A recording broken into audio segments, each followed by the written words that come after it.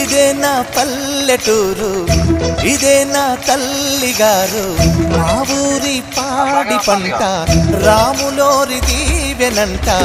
తల్లి గోదావరి నీళ్ళు, కన్య సీతమ్మ పాదాలు, ఊరంతా హాయ్ హాయ్ హాయ్, మనసంతా హాయ్ హాయ్ హాయ్. ఇదే నా పల్లెటూరు, ఇదే నా తల్లిగారు, మా ఊరి పాడి పంట రాములోరి దీవెనంట.